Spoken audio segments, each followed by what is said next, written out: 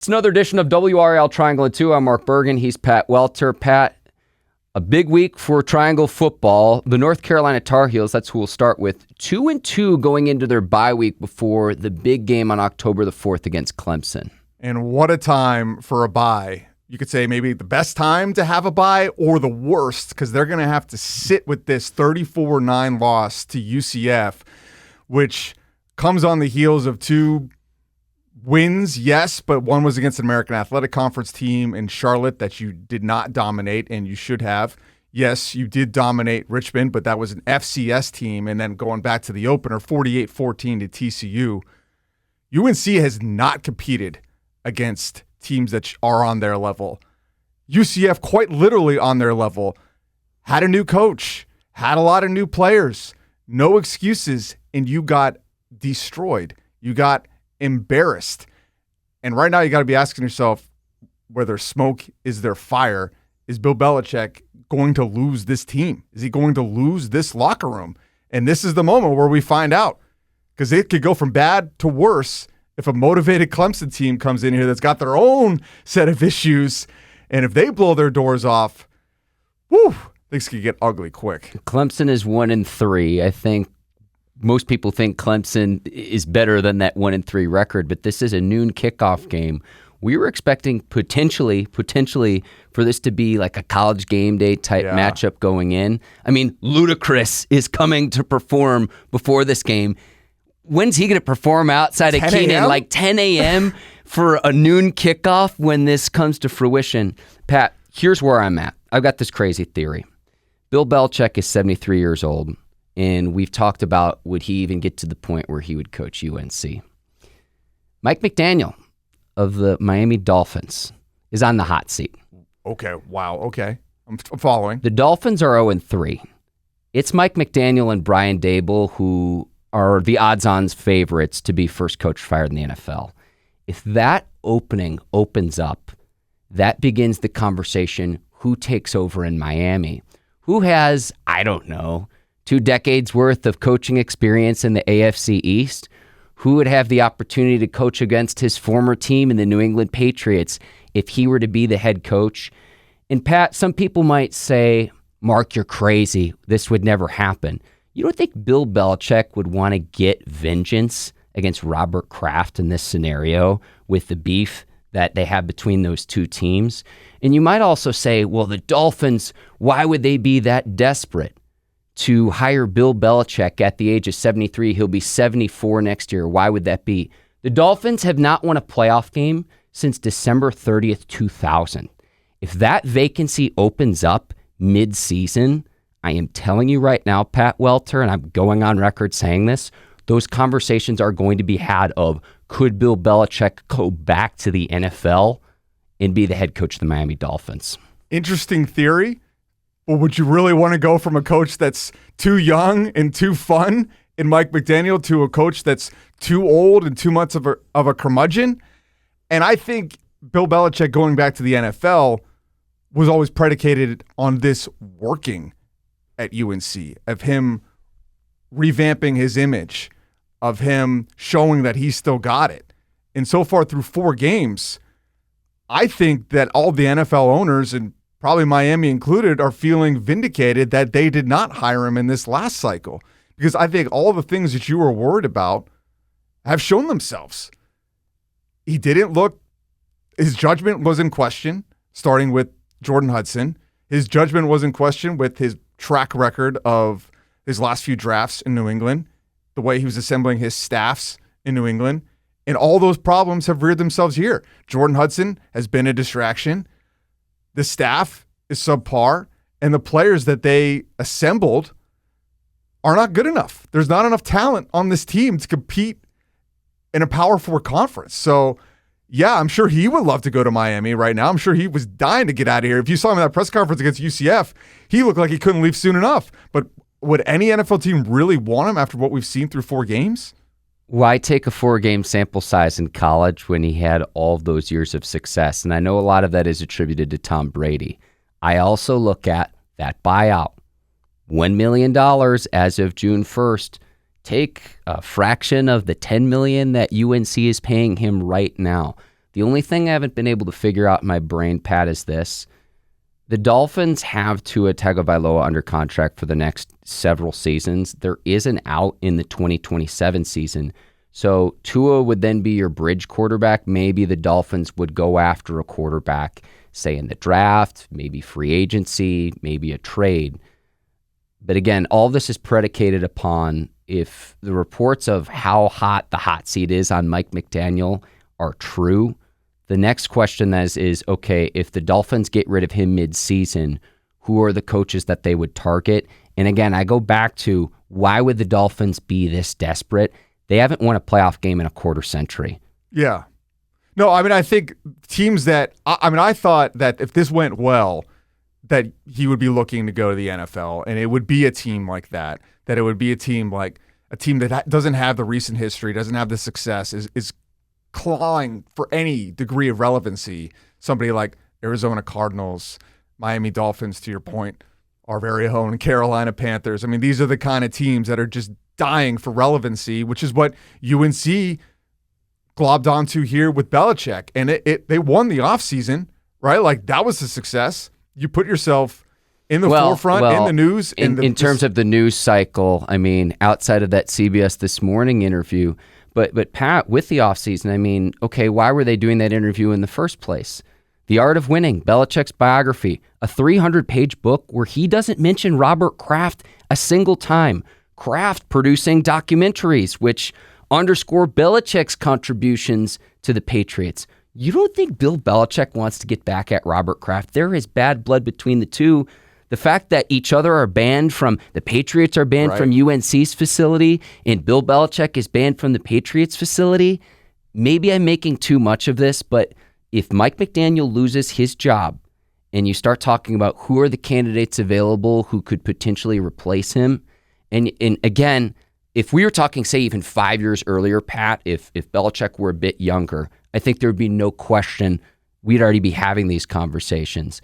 But for the fact of you haven't won a playoff game in a quarter century, this is just, I'm trying to read the tea leaves here. This is not an official report or anything like that, or having talked with anyone, but it's just looking at, the picture as a whole of where this is heading.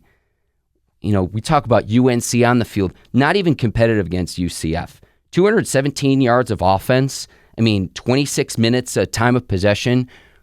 We can get into the conversation of should Max Johnson be the starter over Gio Lopez, even if Gio Lopez is healthy and ready to go, dealing with the leg injury.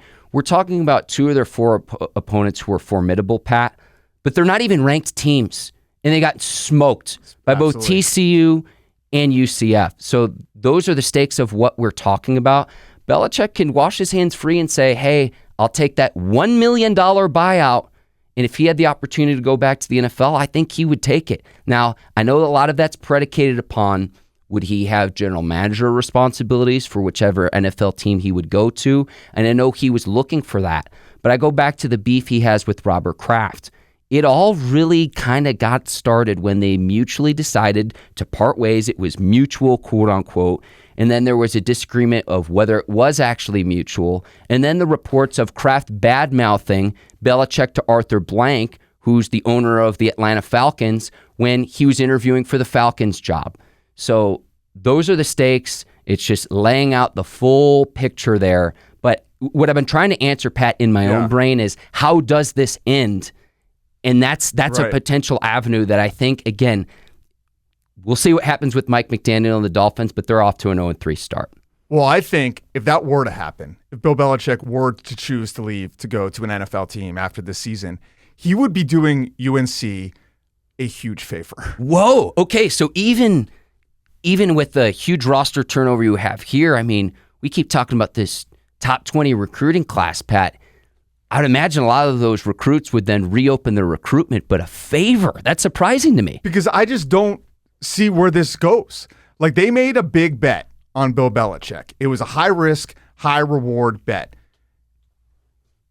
It has not worked through 4 games. And you have to ask yourself, what do you do from here? Because I think on the surface, it's reasonable to think that you hire a new coach, it should take a little bit to get the program going. You might have to take a step back to take a step forward. But when that coach is 73 years old And you are taking a massive step backwards in that we don't know if this team is going to win 3 or even 4 games in his first season. Just getting back to 8 wins is going to take some time. And when you're talking about a coach that's 73 years old, if we're just trying to get back to the baseline of Mac Brown, what's the point? What's the point of doing that for years when even if he gets it rolling, he's going to be too old to maintain it? So I would say that if he wants to leave, he would be doing UNC a huge favor. They made a bet. It appears to be a losing bet. Now, you could say they could still turn it around. Bill Belichick teams finish better than they started. But I think right now at the bye, you've got to be asking yourself, how's that locker room doing? Because when things are hard, when things aren't fun, when your coach isn't the most personable, you don't necessarily have the greatest relationship with your coaches, you're losing, you're getting embarrassed, where does the buy-in go from here? And that's what we got to wonder right now as we hit the bye week. Is he losing this locker room or has he already lost it? Well, to your point too, Pat, we've had, 3 players decide to leave this UNC roster mid-season. So you'll see that happen occasionally with a player here and there through various teams for redshirt purposes, but the Tar Heels now have 3, in the last week? And I think I need to do more reporting to be able to fully say some of the things that I've heard about what's going on with UNC right now. But I think you can look at what we do know. And from the get-go, this team was divided almost by definition because you have a new coach come in, and so immediately it becomes Mac Brown's guys versus Bill Belichick's guys. Then you have the guys who are getting paid NIL money versus the guys who aren't. And we heard Mike Lombardi talk about that in his pretty much only press conference he's done, kind of how ruthless they were going to be with that NIL money. That, by definition, creates a divided locker room. Now, that's not an isolated incident, but that's what we have at UNC. And then we were talking about it mid-season now. You got to be looking for the way out. It's a portal culture. So we saw last season with Florida State, things now in the modern NFL or college football landscape, if things go south, they can go really far south. Now, you could turn it around maybe the next year, as Florida State has done. But again, to my point, if it's Bill Belichick, if it's not working now, I don't know if it ever will. And if it does, it's going to be too long until it takes to get there because by that point, he's going to be 78. Yeah, when the age becomes a factor, because that's what people keep pointing to is that top 20 recruiting class. And I also point to some of the recruits that you're bringing in, transfers or not, Pat, if they are young freshman players, they might not be ready to go acclimated to the college game. I don't care if they're a 4 or 5-star recruit.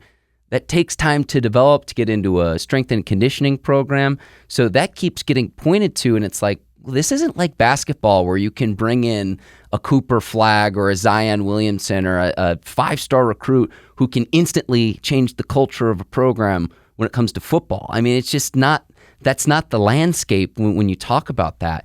So, there's that. It's financially, I understand the swing UNC took. Yeah. You understand why they took that in terms of the revenue, trying to keep up with the Joneses, trying to be a modern college program where your 2 revenue drivers are football and men's basketball. So I understand the swing to bring in Belichick, but on field, point blank, it has not worked through 4 games. And I also think about it from this standpoint too, Pat. Clemson, who also has a bye going into this game, 1-3.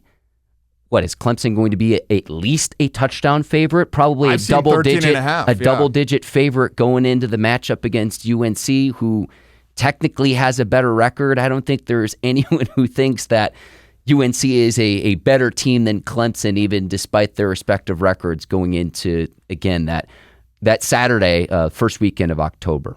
Yeah, you're looking at 2 coaches who maybe the game has passed them by. And Dabo's a coach that has been in college, that knows college, and that is struggling. This is hard. Coaching college right now is incredibly challenging. And the notion that Bill Belichick was going to be able to step in and learn this game right away was probably naive and certainly misguided. I include myself in that. I started to buy into the hype. I was skeptical at the beginning, started to buy in the offseason. But if you're looking at coaches like Dabo Swinney that have failed to adjust to this game, How is 73-year-old Bill Belichick going to adjust to it when he doesn't have a baseline? Like, all the things that we were sold on why this would work clearly are not working. Like, he has no schematic advantage. He has no preparedness advantage. He has no talent advantage. He has no advantage. Like, clearly. Like, they just lost 34-9 to UCF, a team that is going to be average in the Big 12. They got blown out by TCU, and they're struggling to compete with an American Athletic Conference team in Charlotte. And I go back to none of those teams are ranked. You have a 2-2 record. And I think it's not just the revenge with Kraft of a potential return to the NFL for Bill Belichick. It's also he was just short of Don Shula's record. Yeah. So with Miami, come break the Legends record, but for our franchise and for our organization. Don Shula, 347 wins, Belichick, 333. So he was right there when he and the Patriots decided to part ways. And I'm telling you, when that opening opens up, I think Bill Belichick's name will be at least among the candidates that that team considers. I don't expect you to learn that mid-season. I think we would need to get to, say, at least December before you even have an idea. But with UNC, we're talking about even potentially trying to make a bowl game to get to 6 wins, and that looks like an uphill climb. That looks like a climb up Mount Everest right now, Pat Welter. I mean, let's get into a little bit of like what we saw at UCF. Like, did you see the press conference? Yeah, it just, I mean, chewing gum, snorting into the mic. Like, I had to play. I had to. I'm glad you played it during the newscast. I had to. I felt like, am I? As a journalist, I was like, am I hanging him out to dry here? And I felt like, no. You're putting the full context out He there. was doing that throughout the press conference. You have to know how that's being perceived. Like, he just doesn't care that he's chomping gum and snorting into the microphone. I mean, I get it. If you have a cold, I understand. Maybe that mic was too sensitive, but it was just another piece in the puzzle. And I thought he had a different candor to him in that press conference. Like, he's had a degree of cordiality and empathy to reporters with their questions. And after that one, he was right back to Patriots Bill. And I think I wonder how things are going to go from here as things turn south here and, the sharks are in the water. How are things going to go? And then you talk about the buy-in level, right? Some of that comes to the decisions your coach is making. And I feel bad for Gio Lopez. I don't think he's been put in a position to succeed. He comes in here with the $2 million NIL reported number, right? He's brought in after the spring, which is a huge challenge for a quarterback. He doesn't know this locker room. It's the reps. It's becoming familiar with your teammates, with your coaches, with the program. Yeah, I mean, we don't know anything about him. We are kind of led to believe that he must be this diamond in the rough because that's what Belichick does. He's from South Alabama. That almost weirdly worked in his favor. It's they found him from South Alabama. He must be good. And he comes in and he's not ready. He does not look comfortable in the offense. They have not put him in positions to succeed. The offensive line has not done well. So I don't want to put this all on him. No. But when you're continuing to play him and it appears that Max Johnson looks more ready to play in this offense each time he goes into the game. Now, granted, it's been in some garbage time situations. I don't know how well that's going to go over in the locker room if they keep going back to him. And if they're keeping going back to them because they're financially invested in him, because you have to ask yourself in the modern NIL landscape, if Max Johnson becomes the starter, does he renegotiate what he's making mid-season? Yeah, can you even do that? And I have reason to believe that he's not making much, if at all, right now when you're talking about Max Johnson. So this is a complicated situation. Let me add some more icing on that cake, if you will, too. His brother's on the roster as well as a tight end. Yeah. And his dad was a former NFL quarterback, that this family knows the business. So this is complicated. This is messy. And you're talking about a front office, quote unquote, here that is apparently botched the most important position in college football and in football, period. They brought in, Ryan Brown from Purdue, he leaves in the spring. They paid him something. In the transfer portal, yeah. So he left. He transferred here, and then said, "Wait a second, not so fast. I'm out of here." You then bring in Gio Lopez in the portal after the spring, which is a challenge to begin with, and you already had Max Johnson all along. Now, understandably, he's coming off this brutal leg injury, so you can't really be like, "Oh, you had the guy all along." You didn't know what was going to happen when he went back out in the game. I think he's exceeded everyone's expectations, and it's an incredible story. But it just speaks to the general overall mismanagement by Belichick and their staff. Well, in the UCF game, they finally bring him into the game, and he leads the Tar Heels down for a touchdown like he did against TCU. But it took way too much time. It's like they're operating as if it's 0-0 in the first quarter. You're down multiple scores. It's like, where is the urgency? Where is the urgency to where it's like, are you playing to win the game, or are you playing to try to make it look not quite as bad as 34-9 was not as reflective of it was. The Tar Heels were dominated, Pat. So I look at Gio Lopez and it's like 11-14. Is that bad? 87 yards, 2 picks. And at least they're moving the ball down a little bit with Max Johnson. I would give him an opportunity because could it be much worse than it is now? And then would you consider Bryce Baker as well? You have to, right? Because he's a supremely talented player. And if they don't give him a shot, he's probably going to transfer. They've got another QB commit from Georgia who's highly touted that they found. Bryce Baker was a find from the previous staff. He did commit ultimately to Belichick again. But you got to think this was a guy recruited by another staff, probably decides, okay, I'll give Belichick a shot. Yeah, I'll play for the greatest coach of all time. We'll see how it goes. I mean, the odds on him transferring seem very high. I'm not saying that I know that, just like reading the room. So yeah, I'd love to see what he has out there. But I think in the sample size we've seen of Johnson, he looks decisive. He looks like that he's made to run an NFL offense. I mean, the guy's a classic pocket passing quarterback. You know, he's got a frame like a Tom Brady, like a Drew Bledsoe. Yeah, much bigger than Gio Lopez, much taller. Although Belichick seems to value the running quarterback too in the modern game. Like he had Cam Newton, he had Jimmy Garoppolo, so he seems to kind of value that when he can, and which is probably one of the reasons they did bring Gio in. But the mobility hasn't really shown itself so far. Got a bye week to figure all this out and hope that Ludacris still shows up to perform for Chapel Hill game day that first weekend in October. Pat, we've got to get to a few other games. Yeah. Let's go to NC State. They will host Virginia Tech, a 1-3 Hokies team. The lone win coming against Wofford. I think this is a get-right game. And I was looking at the state schedule, and Pat was like, man, they could have started out 5-0, 6-0, and they're coming off a game against Duke where it was C.J. Bailey's worst game. There's no way of sugarcoating that. 4 turnovers, 3 interceptions, a lost fumble, and I thought that was really the difference maker against Duke. And so you try to get things right at home this coming weekend against a Virginia Tech team that's really struggling as well. It's disappointing. It's frustrating. It probably vindicates a lot of NC State fans that are just over Dave Doran. I tried to warn you. A week ago, Pat.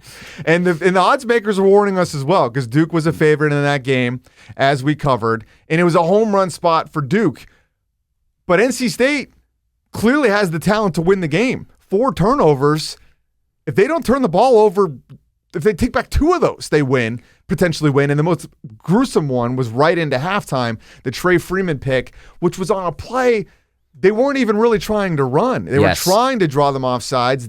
You could argue maybe they did, or VJ Anthony is just a god at understanding the snap count. It was a pretty incredible play if you go back to look at it.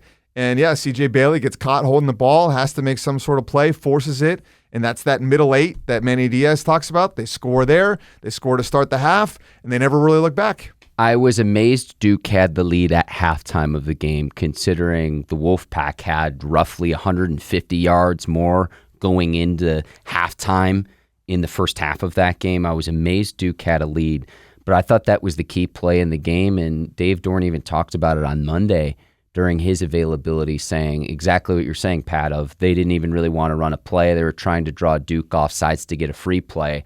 They thought they had the Duke defender off sides to get a free play, take a shot, and it didn't work out. But the turnovers, you mentioned that going into this game, Pat, of the turnover differential that Duke's had in their slower start this year. Yeah. They finally got that right. Talk about regression, positive regression.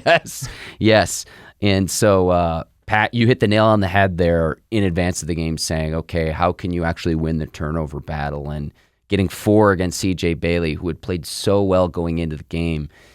You know, I look at it from a quarterback standpoint for Bailey. How does he respond to that adversity in the weeks going forward? So it's not so much, okay, you just had a game where you had 4 turnovers. What do you do moving forward? Is he going to play more tentatively? Is he going to have that same aggression that we saw through the first 3 weeks of the season? All offseason, even during the season, anybody you talk to at NC State has raved about CJ Bailey's leadership, his voice, his command of the room. And just seeing him on the field after that one, you talk about how's he going to respond. He looked like he'd already moved on. Like he was smiling, shaking hands with different players on Duke. Now, some of that's a personality trait. Like some people might not like that. They probably maybe want their quarterback to be a little sullen after a performance like that. But if you want to look at it through the positive lens, you're like, wow, this guy is unfazed. He's already ready to move on. All right, speaking of moving on, this is another crazy thought that I had for this podcast. I got 2 of them today, okay. Pat.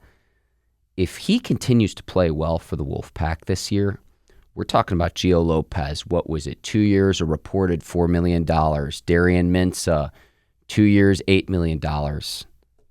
There's got to be another school that's out there that's saying CJ Bailey's playing at a really high level. We could pay him more than whatever NC State is paying him, a potential transfer target for other teams. I'm talking about schools that would be in the Big Ten, in the SEC, that could pony up the cash to get a really good quarterback, because other than that Duke game, like we're critical of the 4 turnovers, he still threw for like 369 yards against Duke. He was still 29 of 39 in his passing, 300 plus yards against Duke. So if you're NC State, and Bailey continues to play at a very high level, you have to look at other teams potentially poaching him after the season. He's still just a sophomore, Pat. Well, going back to your point about McDaniel and the Dolphins, I mean, if there's a culprit of a team that's going to try to poach CJ Bailey, Miami has to be the number one choice. They brought in Carson Beck this year. They brought in Cam Ward the year prior. They have shown a history here of paying big top dollar for transfer quarterbacks, and he is from South Florida. So that's all there for you, and I think every NC State fan, to your point, is waiting with bated breath at that. But he has a relationship here with offense coordinator Kurt Roper, who was his quarterback's coach before, became promoted to offensive coordinator this season. Clearly, they have a rapport. Like, he is so comfortable in this offense at a young age, and walking away from a place where you're putting up numbers that is potentially has you on a trajectory to be a first-round quarterback if he continues at this development stage. I don't think he's at that level now, but he could be, given his size and his kind of measurables. So those are things working in your favor. But, you know, I think back to somebody like Drake May, who was loyal, and it seems like CJ Bailey is loyal. And, you know, May obviously had all the family ties to UNC. But you could say if he had transferred to Alabama that year, he could have won the national championship and the Heisman Trophy and been the number 1 overall pick. So if you look at it like that. That's a nice trifecta, Pat. And you look at how things ended for him, how being loyal benefited him. He could have fallen. Like he went, where did he go? 3? Top 4? The Patriots. And so, but he easily could have fallen much further than that. I think, you know, just it's very fickle in the draft process. So when you're talking about why a guy would leave, you kind of can't blame somebody. But I think we just got to get through this season first. Like that's down the road. And I think Bailey has shown that he's going to be able to bounce back. I just, with this game, I can't get over the fact that, like, you had a chance this season to do something special. We've talked about this before, potential NFL quarterback, Hollywood Smothers. I can't wait to draft him on my NFL fantasy team. He reminds me of Alvin Kamara when Kamara was at Tennessee, just in terms of consistently making the first guy miss, a reliable pass catcher out of the backfield. You give him a little bit of space. The refusal to be tackled, but rarely does the first defender tackle him, Pat. Great footwork. So he's an NFL running back, and this receiving core is excellent. It's so deep. Terrell Anderson goes off in this game. Before that, it's Keenan Jackson, Noah Rogers, Wesley Grimes, not to mention Justin Jolie. The offense and the offensive line, I think, has played well. And it's just so ironic because NC State's been built on defense, and that's now their Achilles heel. And, yeah, they're situationally fine, but in a game where they turn the ball over, they give up 45 points and they can't win. Your defense is put in terrible situations consistently in that game against Duke because of turnovers, and your defense just getting gassed after certain points. I mean, the game-sealing touchdown at the end of the game where it's just a busted play and the Duke player rips through the line of scrimmage and it's just like ball game.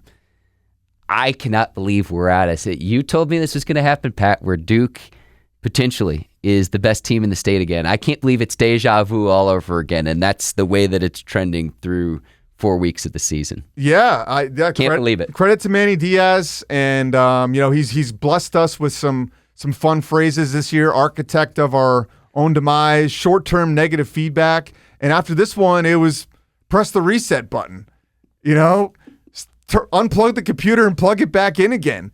Take the PlayStation, restart the franchise. Now, he didn't say all those things, but like that was kind of his analogy for what that game was for them. And he's right. Like sometimes you do want, like you start a season in Madden or whatever, and you turn the ball over a few times. You just start it off and turn it back on again. And that's what Duke did for this game, basically. And they found their identity. And yeah, they've lost 2 games, but they were against good teams. And, they found something in this game for sure. Duke's got Syracuse noon on Saturday. That'll be on the ACC Network. Road game. Syracuse team coming off a big upset against Clemson. And so effectively Clemson with 3 losses. I mean, they're not going to make the college football playoff at this standpoint. I can't believe Clemson's 1-3, but Syracuse coming off a huge win in that one. And throughout the whole game, I mean, they had the lead for the vast majority of that game. It's just Clemson going to work its way back in this game, and like huge weather delay. And they lose their quarterback, Steve Angeli, going to be out for the rest of the season for Syracuse. So that works in Duke's favor here because this was going to be a really tough game on the road at noon, coming off a big win over your rival.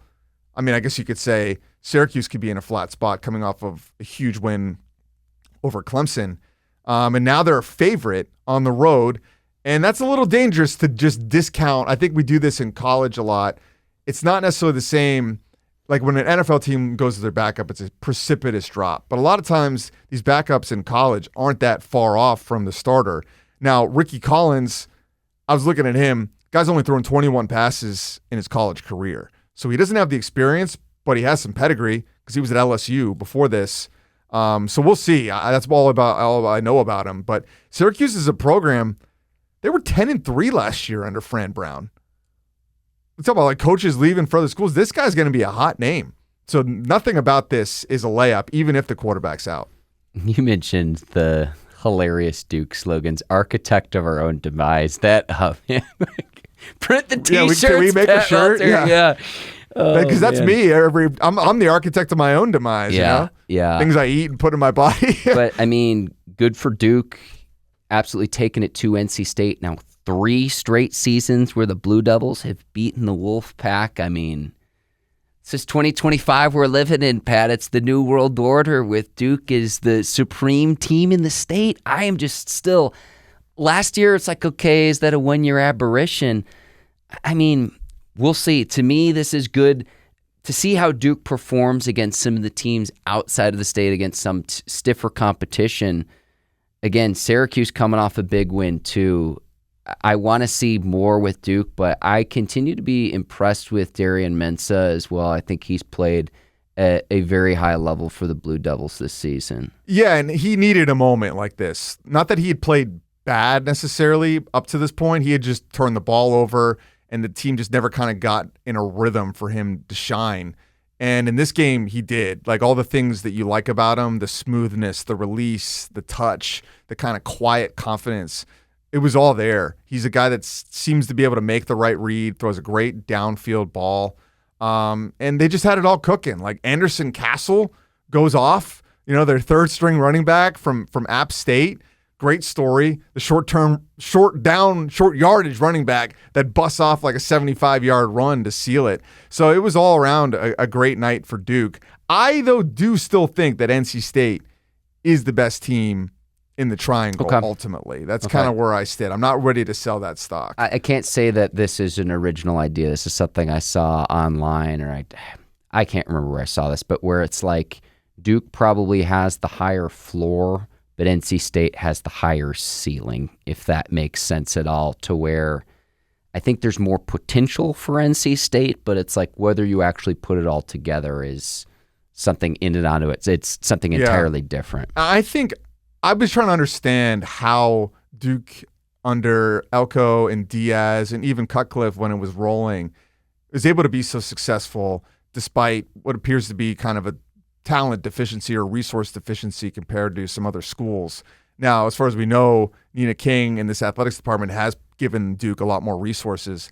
But I think one of the ways they're able to succeed and ways this has been able to be handed off from Elko straight to Diaz is there's a lack of noise that comes with Duke, a lack of distraction that they don't have to deal with, and a lack of pressure, frankly, that NC State players, UNC players have to deal with. All right, so what do you mean by that? There's just not – they don't have a massive fan base that's chirping at them all the time. They're not discussed in the media all the time. And you think about what these UNC players have to deal with right now, I mean, you're talking about everybody in your life coming at you. You're a meme. You're a joke on social media. You saw last year J.J. Jones lash out. Like these people are human. They're kids. And nobody wants to be the butt of a joke, And at Duke, I just don't think on the football side they're dealing with that same degree of outside noise. Now, this is a theory and an observation, but it's just I'm just trying to struggle to understand how Duke could be the best team in the triangle these last couple years when NC State and UNC pour so much into football. And I think just in general at UNC, look at their basketball team too, I just think that program in football and basketball is just dealing with a lot of outside noise. It's an astute observation, Pat. I think we'll know a lot more about State as we get later on into the year where you get some of those bigger matchups against just more formidable programs. So I think we'll know more. But I do think it's safe to say you would fully expect both State and Duke to go to bowl games. With UNC, that's a huge question mark when you look at the three teams in the triangle. Yeah, and UNC is going to have to end their year potentially going through, the Bermuda Triangle. They're going to have to play Duke and NC State to end the year, and that just might be a bizarro nightmare if this trajectory the Tar Heels are on isn't able to turn itself around. I love seeing the rivalries, and that was the big thing for Saturday's game against State and Duke, where it's just like, man, it's just even if the team's from a national landscape, it doesn't matter as much. Here in the state of North Carolina, it really, really does matter, Pat. Oh, yeah. I mean, you had the Duke players for basketball were in the stands. I saw their new the Carolina Hurricanes' new defenseman, Keandre Miller, was on the sidelines taking it in. I said a little something to him. I'm like, how are you liking your first taste of the rivalry? He's like, oh, it's great. He got and he stayed for the whole game, to his credit. Like sometimes a star like that, he was with, I'm not sure if it was his girlfriend or his wife. Either way, they were there watching it together. I wouldn't blame them if they left at halftime to go do something else on a hot Saturday. Stayed till the finish. So credit to Keandre Miller. He is a true sports fan. But yeah, I mean, you just got, the stars come out for those kind of games, and the Wolfpack fans were there. Great crowd. A lot of red in the crowd, but the Duke crowd was hearing it as well. Where will you be this coming Saturday, Pat? Yeah, I've actually got a little family situation. I got family in town, so I will not be at Virginia Tech. I had to realize that last night. That was sobering as I realized I took the wrong day off. Okay. And my wife is like, what? And I'm like, no, I wrote it down. I wrote it down, honey. Like, see? Here it is. So I brought it up, man. and it was like September 28th, right? She's like, no. It was September 27th you needed off. I can't spend the whole day with your parents, with the kids. Sunday, they're leaving. And I was like, oh, gosh. So I had to fix that. So, yeah, long story short, I will be off Saturday. My parents are visiting. I will be watching. Chris Lee will be at the Virginia Tech NC State game. Okay, and we'll have full coverage from Duke and Syracuse. I also want to encourage our listeners and viewers to check out the Monday conversations that Brian Murphy has with former UNC quarterback Bryn Renner. A lot of great observations about the Tar Heels. Enjoy the conversations both of them have as well. So we'll have you covered. Tar Heels on a bye week. Pat, anything else before we wrap here? Well, I guess this isn't quite story time. Maybe it's confession, Here we go. Podcast confessionals. So I'm an AP voter. We've talked about that. First time. It's not easy, Mark. It is not easy. Every week, I usually you can predict the social media pattern. I'll get tweets from people that I'm like the highest on their fan base. They'll be like, Pat Welter knows ball. And it's like, Ole Miss Rebel 104 for life, or not to pay that with an egg is their picture on their X account. And then the other most predictable thing is like the fan base I'm lowest on. I'll hear chirping from them. Okay. And this week I just made a mistake. I messed up. Like it's a hard thing to do. If I had to complain about the process, I wish there was a little bit more time. The poll is due at like 11 a.m. And, I'm out covering games all Saturday, and I wake up and I try to put in a good hour of poll work, but I wish I had a little bit more time, because as I was going through all the results, I knew that Indiana beat Illinois, but I had a little dyslexia when I looked at the score. Because they won by 53 points, Mark. It's just not numbers you're used to seeing. So I just kind of didn't compute that Illinois lost that badly. So I didn't make the mistake of like keeping Indiana ahead of them. Like I bumped Indiana way up, but I only penalized Illinois a few spots because I was like, one of my philosophies is I don't want to penalize people that lose to good teams. But I will admit, and I've heard it from the fan bases, that I did not penalize Illinois enough, and I agree. And I'm sorry. I will own the mistake. I will wear it. I will do better. He's going on record saying this, ladies and gentlemen, so Pat, transparency. Yes, transparency, going behind the curtain at all. This is not the Wizard of Oz, ladies and gentlemen. He is the one and only Pat Welter. I'm Mark Bergin. WRAL Sports got you covered all weekend, and we'll see if State can rebound against Virginia Tech. And again, Duke going on the road. Tough test against Syracuse. Again, Pat Welter, Mark Bergin, thanks for listening, watching. If you haven't already, leave us a 5-star review, Apple and Spotify, and on YouTube. If you haven't already, hit that subscribe button. Thank you so much for watching. We will see you next week. Until then, take care, and so long, everybody.